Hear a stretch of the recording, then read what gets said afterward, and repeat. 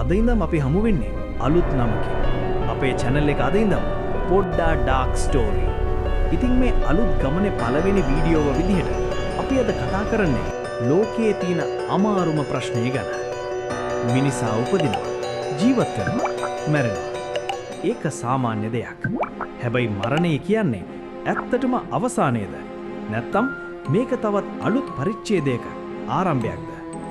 මරණයෙන් පස්සේ මොකද වෙන්නේ? බුදුදහම මේ ගැන කියන්නේ මොනවද? නූතන විද්‍යාව කියන්නේ මොනවද? අපි බලමු.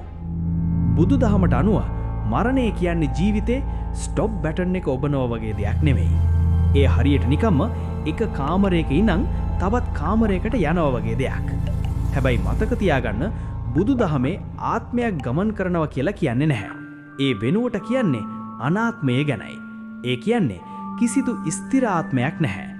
සරලවම කිව්වොත් මරණයෙන් පස්සේ අරගෙන යන්නේ චිත්ත සන්තතිය. ඒ කියන්නේ අපේ හිතේ ධාරාවයි. ගගක් ගැන හිතන්න. වතුර බිල්ලි වෙනස් වෙනවා. ඒත් ගග ගලාගෙන යන එක නතර වෙන්නේ නැහැ. අන්න ඒ වගේම අපේ හිතේ ගලන ගංගාවත් එක දිගට පවතිනවා.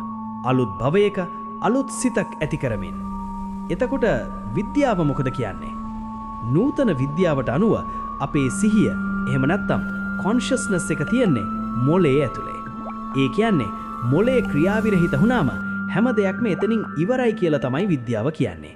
හැබැයි near death experiences ඒ කියන්නේ මරණයේ අද්දරට ගිහින් ආපහු අය කියන අద్భుත කතා තියෙනවා.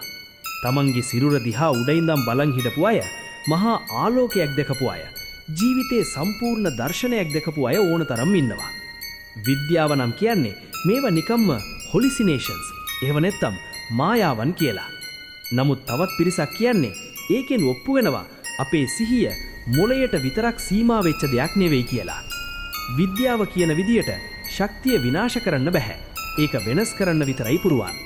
එහෙම බැලුවොත් අපේ මේ අద్భుත සිහිය මරණයෙන් පස්සේ විනාශ වෙලා යයිද නැතිනම් වෙනත් ස්වරූපයකට මාරු වෙයිද? බුදුදහමයි විද්‍යාවයි දෙකම හොයන්නේ එකම දෙයක්. ඒ තමයි සත්‍ය.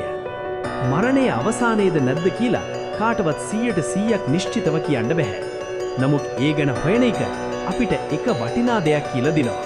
ඒ තමයි අපේ ජීවිතය කොච්චරනම් වටිනවද කියන එක. ඔයාට මොකද හිතෙන්නේ? මරණයෙන් පස්සේ මොකද වෙන්නේ? පහලින් කමෙන්ට් කරන්න. මේ වගේ ගැඹුරු සහ අභිරහස් කතා දිගටම අහන්න පොඩ්ඩා ඩාර්ක් ස්ටෝරි channel එක subscribe කරලා තියාගන්න. ඊළඟ වරට තවත් අලුත් කතාවකින් හමු වෙමු.